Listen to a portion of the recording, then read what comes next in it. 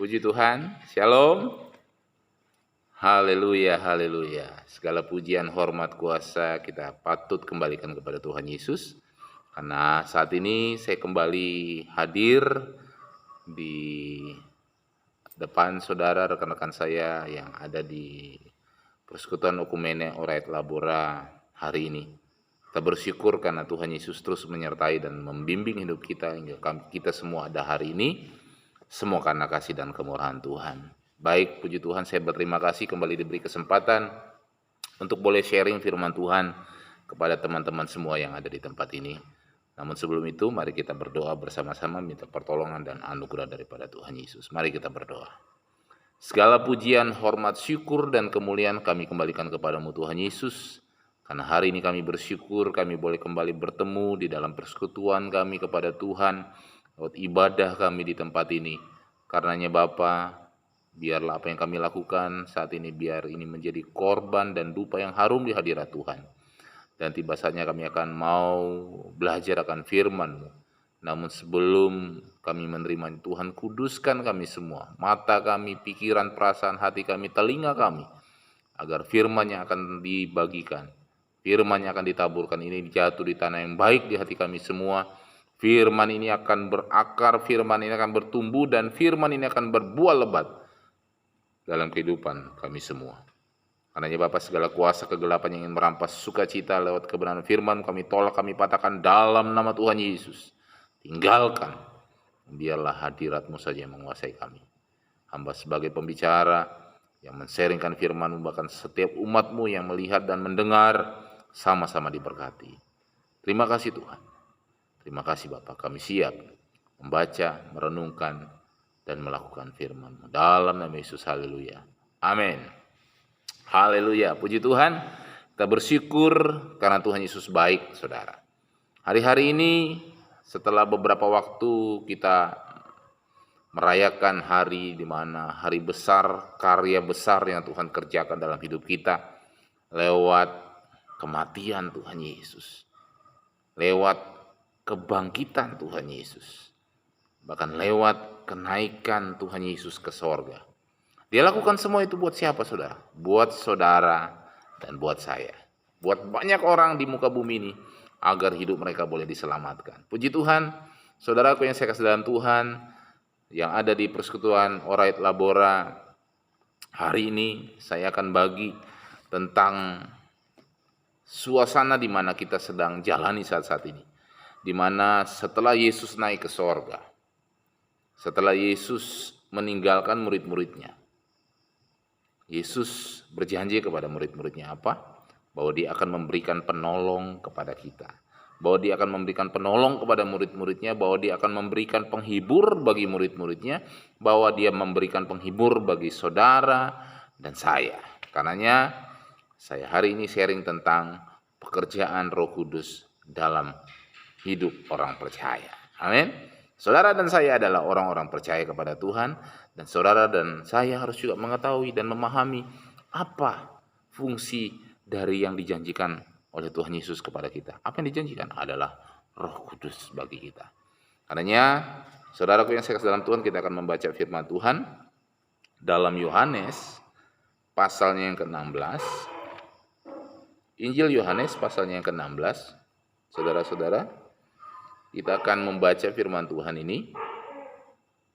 Yohanes pasal 16 ayat 4b. Kalau di Alkitab saudara, di situ ada ayat 4b. Kita baca satu perikop ini, satu judul ini kita baca supaya kita mengerti dan memahami firman Tuhan. Ayat 4b sampai ayatnya yang ke-15. Baik, Bapak Ibu atau saudara-saudaraku yang saya kasih dalam Tuhan, saya akan membacakan firman Tuhan ini. Bagi teman-teman semua yang membawa Alkitab boleh mengikutinya. Saya akan bacakan dalam nama Tuhan Yesus. Pekerjaan penghibur. Hal ini tidak kukatakan kepadamu dari semula, karena selama ini aku masih bersama-sama dengan kamu. Tetapi sekarang aku pergi kepada Dia yang telah mengutus aku, dan tiada seorang pun di antara kamu yang bertanya kepadaku, kemana engkau pergi? Tetapi karena aku mengatakan hal itu kepadamu, sebab itu hatimu berduka cita.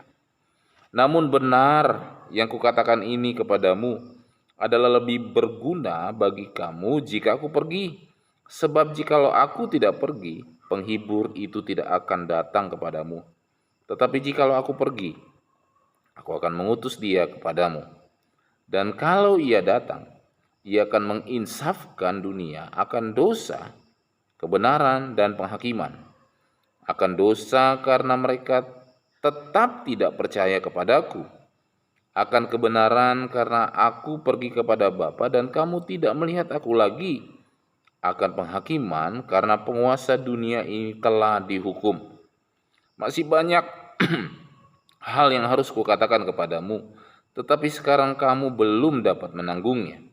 Tetapi apabila ia datang, yaitu Roh kebenaran, ia akan memimpin kamu ke dalam seluruh kebenaran, sebab ia tidak akan berkata-kata dari dirinya sendiri, tetapi segala sesuatu yang didengarnya, itulah yang akan dikatakannya, dan ia akan memberitakan kepadamu hal-hal yang akan datang. Ia akan memuliakan aku, sebab ia akan memberitakan kepadamu apa yang diterimanya daripadaku. Segala sesuatu yang Bapa punya adalah aku punya. Sebab itu aku berkata, ia akan memberitakan kepadamu apa yang diterimanya daripadaku. Amin. Puji Tuhan, firman Tuhan, kebenaran firman Tuhan hari ini buat kita semua. Berbahagialah setiap kita yang membaca, merenungkan, dan melakukan firman Tuhan dengan setia. Sama-sama kan katakan, haleluya. Puji Tuhan. Jemaat yang saya kasih dalam Tuhan, dalam firman Tuhan ini mengingatkan kepada kita bahwa janji Tuhan, yaitu seorang penghibur atau sosok penghibur bagi kita, itu sudah diberikan setelah Yesus naik ke sorga. Roh Kudus itu diberikan kepada kita. Tetapi tidak langsung, saudara. Kalau kita belajar Alkitab dalam Kisah Rasul pasal 2, jemaat-jemaat Tuhan, bahkan rasul-rasul Tuhan harus menunggu sekian hari, yaitu sekitar 10 hari mereka menunggu dan menanti-nanti janji Tuhan itu datang kepada mereka. Dan saat terjadi hari Pentakosta, Roh Kudus itu dicurahkan kepada setiap umat-umat Tuhan. Roh Kudus itu dicurahkan kepada orang-orang yang menyembah Tuhan. Roh Kudus itu diberikan, bahkan diimpartasikan kuasa itu kepada setiap orang-orang yang menanti-nantikan.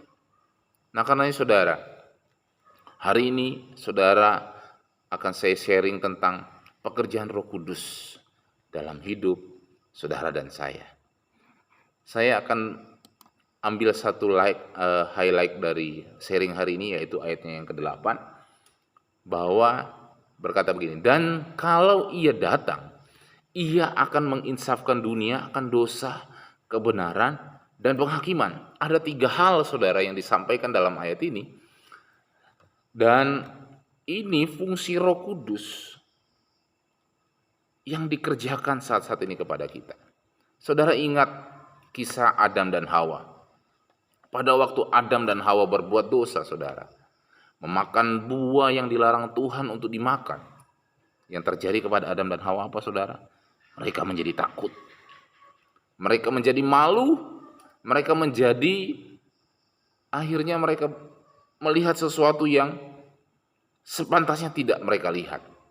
Apa yang akhirnya mereka lakukan, saudara? Mereka bersembunyi. Mereka lari dari Tuhan karena mereka berbuat dosa. Nah, saudaraku yang saya kasih dalam Tuhan, demikian juga dalam hidup kita. Ketika pertama kali mungkin saudara dan saya berbuat dosa, biasanya yang terjadi kita menjadi takut, kita gemetar, kita tidak tenang. Namun saudara, perhatikan ini. Kalau kita semakin sering berbuat dosa yang sama, ini yang menjadi bahaya, saudara. Perasaan itu semakin berkurang dalam hidup kita.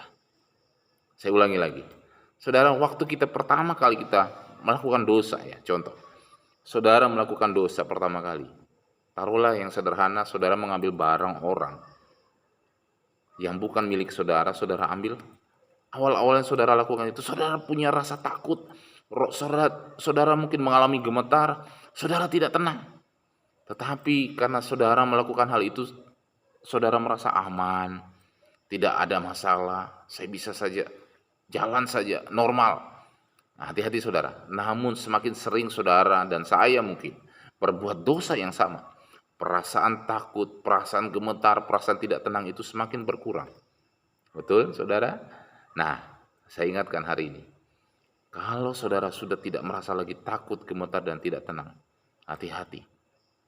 Kita dalam kondisi yang berbahaya. Sekali lagi, kita dalam kondisi yang berbahaya.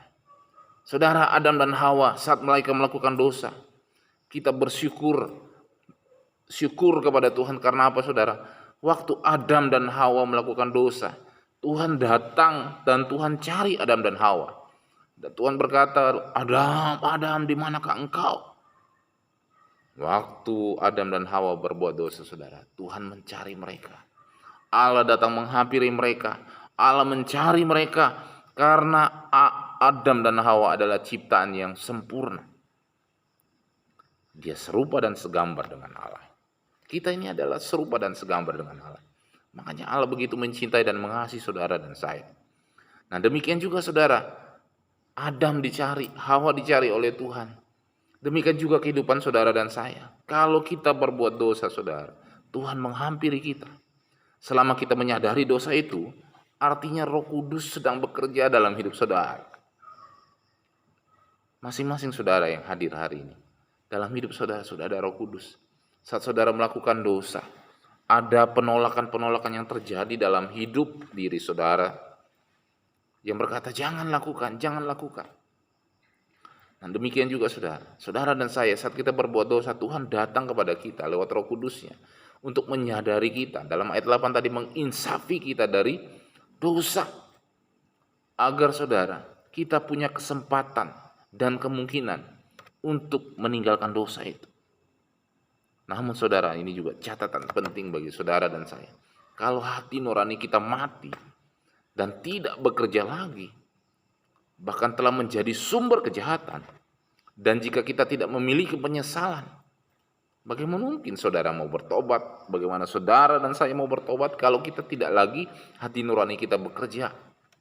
Karenanya Bapak Ibu Saudara, Injil Yohanes ini menuliskan bahwa salah satu peran dari Roh Kudus, salah satu pekerjaan dari Roh Kudus yang diberikan kepada manusia dalam ayat 8 tadi saudara adalah menginsafkan dunia akan dosa, kebenaran, dan penghakiman.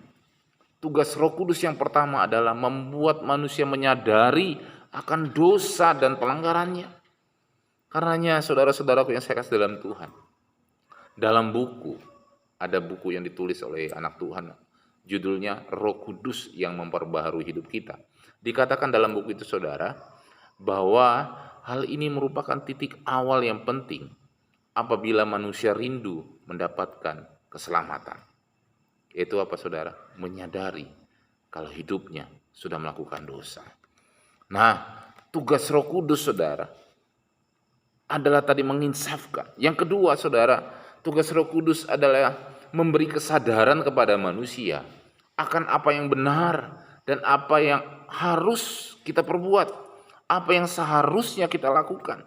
Saat kita sudah melakukan dosa itu saudara, apa saudara? Saudara harus menyadarinya. Karena saudara, apabila manusia hanya tahu tentang dosa, apabila saudara dan saya hanya tahu tentang dosa tetapi tidak tahu apa yang harus kita lakukan kemudian, maka saudara, kita akan mengalami namanya penderitaan.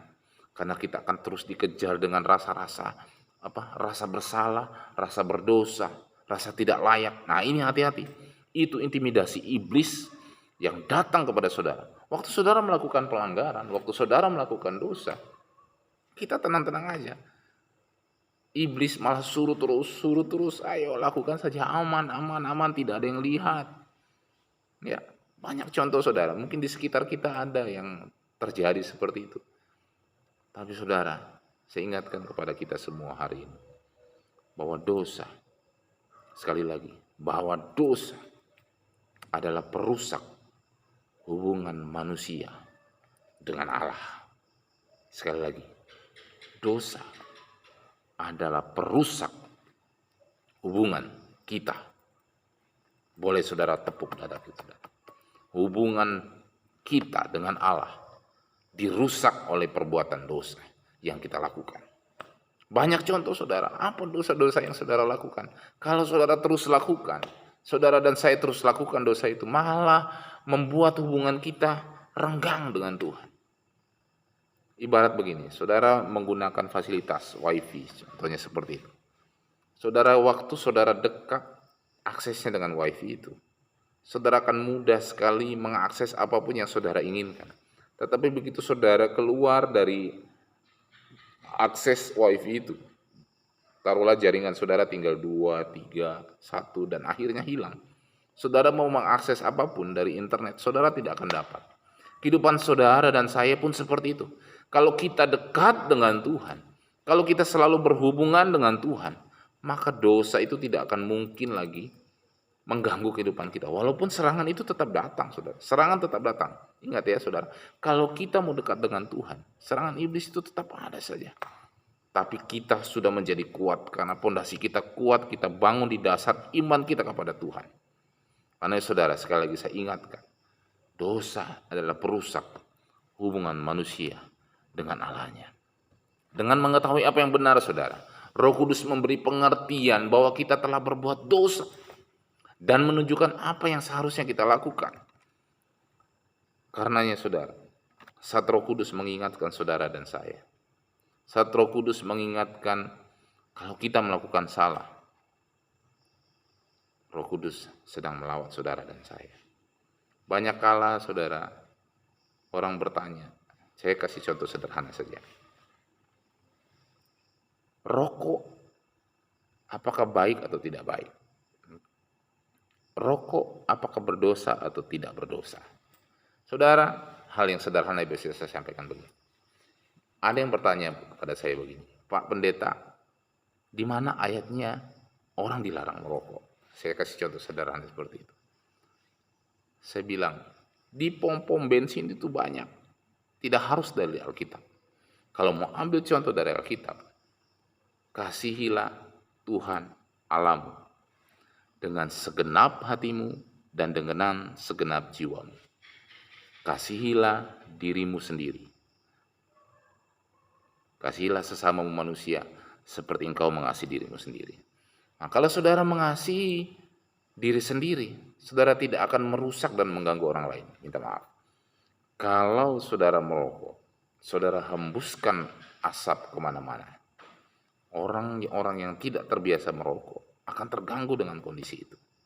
Di pom bensin, contoh sederhana. Saudara coba merokok di sana. Saudara akan dimarahi oleh banyak orang. Karena apa, saudara? Kalau kita merokok di situ, kemungkinan SPBU, pom bensin atau apapun sebutan namanya, itu akan mudah meledak karena ada bahan bakar yang mudah meledak. Bahkan ada seorang pemuka agama sedang menyampaikan hal yang baik. Ada yang bertanya, apakah di sorga semuanya ada disiapkan oleh Tuhan? Apakah di sorga semua lengkap? Apakah nanti di sorga kita tidak pusing lagi mencari ini dan itu? Dijawab oleh pemuka agama itu, di sorga semua ada, lengkap, apapun ada. Termasuk, lalu umat itu bertanya, apakah rokok juga ada? Dia jawab, ada, rokok juga ada. Saudara bisa ambil rokok saudara, taruh di mulut saudara, tapi apinya ambil di neraka. Siapa yang mau ke neraka, saudara? Jadi saudara, itu hal yang sederhana. Kalau saudara mengasihi diri saudara, saudara juga harus mengasihi sesama. Kalau saudara mengasihi diri saudara, saudara juga harus mengasihi Allah kita. Nah, yang diingatkan dalam Yohanes tadi, saudara, bahwa 3 hal yang diingatkan dalam ayat 8 yaitu, dan kalau ia datang, ia akan menghisapkan dunia akan dosa, kebenaran dan penghakiman. Akan dosa apa, saudara? Maksudnya, karena mereka tetap tidak percaya kepadaku. Artinya apa, saudara? Firman Tuhan ini mau mengingatkan kepada kita semua. Kalau orang yang tidak percaya kepada Yesus Kristus itu adalah Tuhan, ayat ini menegaskan bahwa kita berdosa. Upah dosa apa saudara? Adalah maut. Jadi kalau kita tidak menerima Yesus Kristus sebagai Tuhan dan Juru Selamat kita, maka kita disebut golongan orang-orang yang berdosa. Orang-orang yang menolak Tuhan Yesus. Orang-orang yang siap dihukum. Jadi karenanya saya bacakan lagi ayat 9. Kenapa akan dosa? Tuhan ingatkan dalam ayat 8, menginsapkan dosa. Akan dosa karena mereka tetap tidak percaya kepadaku. K-nya itu huruf besar menunjukkan tidak percaya kepada Yesus. Itu disebut dosa, saudara. Sekali lagi, orang yang tidak percaya kepada Yesus Kristus itu adalah Tuhan. Ayat ini mengingatkan bahwa dia berdosa. Lalu kedua saudara apa? Ayat 10 dalam Yohanes pasal 16, akan kebenaran karena aku pergi kepada Bapa dan kamu tidak melihat aku lagi. Jadi ini kebenaran yang harus disampaikan. Tidak harus kita melihat Yesus baru kita percaya. Tidak harus kita melihat Yesus itu gambarnya seperti fisiknya seperti apa? Apakah dia gondrong? Apakah dia rambutnya klimis seperti saya begini? Atau mungkin seperti saudara? Ayat ini mengingatkan akan kebenaran. Karena aku pergi kepada Bapa dan kamu tidak melihat aku lagi. Artinya saudara, tidak harus kita melihat Yesus secara langsung baru kita percaya.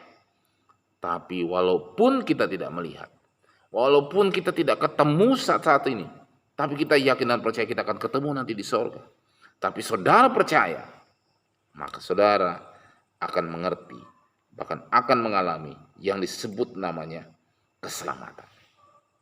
Saudara akan mengalami kebenaran itu, kebenaran yang hakiki, yang tidak bisa diganggu gugat oleh apapun. Yang ketiga, akan penghakiman, karena penguasa dunia telah dihukum. Haleluya. Siapa penguasa dunia? Iblis dikasih kesempatan untuk menggoda semua umat manusia yang ada di muka bumi ini. Tapi kita sudah tahu kebenarannya hari ini bahwa penguasa dunia sudah dihukum. Haleluya. Nah, saudara, yang saya kasih dalam Tuhan, rekan-rekan saya, anak-anak Tuhan yang ada di persekutuan Okumene Orait Labora PTHPU ini, saudara, firman Tuhan datang kepada kita semua hari ini untuk mengingatkan bahwa Roh Kudus ada dalam hidup saudara. Roh Kudus ada dalam hati kita semua. Roh Kudus ada di pikiran kita. Saat kita melakukan hal yang tidak baik, dia ingatkan, jangan. Saudara, saya mau ingatkan juga bahwa saat saudara mengalami yang disebut gemetar, takut, tidak tenang, itu artinya Roh Kudus yang ada di dalam saudara sedang bekerja. Tetapi saat saudara melakukan dosa, melakukan pelanggaran, melakukan hal yang tidak baik, saudara tetap tidak takut. Saudara mengalami saudara baik-baik saja, tidak tenang, tidak mengalami yang tidak tenang. Saudara tidak mengalami gemetar. Hati-hati, mungkin saya bisa tegaskan juga bahwa Roh Kudus yang ada di dalam saudara sudah tidak bekerja lagi. Karenanya, saudara-saudaraku yang saya dalam Tuhan, minta Roh Kudus terus melawat kita semua. Minta Roh Kudus terus mengingatkan, menginsafkan kita dari segala pelanggaran dan dosa kita, agar hidup kita semakin dipulihkan oleh Tuhan. Puji Tuhan, saudara. Kesimpulannya hari ini, bersyukurlah bila kita menyadari dosa kita. Bila kita menginsafi bahwa ada pengharapan dari Tuhan Yesus Kristus, bahwa ada pengampunan dan keselamatan yang diberikan Tuhan Yesus kepada kita. Amin. Tuhan Yesus semakin memberkati kita semua. Mari kita berdoa. Bapa di surga, hamba mengucap syukur buat sharing hari ini. Sharing firman-Mu yang sudah hamba sampaikan. Bila perkataan firman-Mu ini jatuh di tanah yang baik di hati setiap umat-Mu yang mendengar dan melihat. Dan biarlah mereka tidak hanya menjadi pendengar-pendengar saja, tapi mereka akan menjadi pelaku-pelaku firman. Dan biarlah hidup mereka diubahkan, bahkan hidup mereka terus menjadi berkat, hidup mereka berdampak baik untuk kemuliaan nama Tuhan. Hamba berdoa dan memberkati PTHPU di mana ada anak-anak Tuhan yang bekerja di dalamnya. Terutama persekutuan Okumene Oret Labora ini, Tuhan terus berkati agar di tempat ini semakin banyak orang-orang semakin percaya kepada Tuhan, melakukan kebenaran Tuhan, dan mereka menghidupi Roh Kudus yang ada di dalam hati hidup mereka. Berkati pekerjaan mereka masing-masing, level apapun mereka. Tuhan berkati dengan kesehatan, kekuatan, hikmat-Mu untuk mereka bekerja secara baik, untuk menghasilkan sesuatu yang baik, dan mereka juga bersekutu manis dengan Tuhan lewat keluarga, istri maupun suami, anak-anak mereka, bahkan cucu diberkati oleh Tuhan. Terima kasih Bapa, terpujilah nama-Mu. Kami terima firman-Mu, dan biarlah firman-Mu terus menjadi rema dalam kehidupan kami. Dalam nama Yesus kami berdoa dan mengucap syukur. Haleluya. Amin. Puji Tuhan saudara, saya percaya firman Tuhan ini memberkati kita semua. Saya pun diberkati, saya percaya saudara pun diberkati. Haleluya. Baik, kita akan berdoa berkat buat setiap kita yang hadir hari ini. Saya minta kita semua bangkit berdiri. Saya akan berdoa buat kita semua, dan angkat kedua tanganmu kepada Tuhan dan terimalah berkat Tuhan. Terimalah berkat daripada sorga. Apapun yang kau kerjakan dengan kedua tanganmu, dalam nama Yesus Tuhan buat berhasil. Bahkan segala sesuatu yang kau pikirkan, kau rencanakan untuk kebaikan, di dalam nama Yesus Tuhan buat berhasil. Berkat-berkat dari sorga, berkat-berkat damai sejahtera daripada Tuhan Yesus Kristus, serta penyertaan dari Allah Roh Kudus, itu akan menjadi bagianmu semua. Berkat yang baru setiap hari, berkat yang baru setiap pagi, berkat Abraham, Ishak dan Yakub, itu akan menjadi bagian kita semua. Mulai hari ini sampai Maranatha, Tuhan Yesus datang kembali menjemput kita semua, dan kita masuk di sorga bersama dengan Tuhan. Dalam nama Bapa, Anak dan Roh Kudus, kami berdoa dan tutup ibadah ini. Haleluya, haleluya. Amin. Haleluya. Sampai ketemu lagi, Tuhan Yesus semakin memberkati kita semua. Shalom.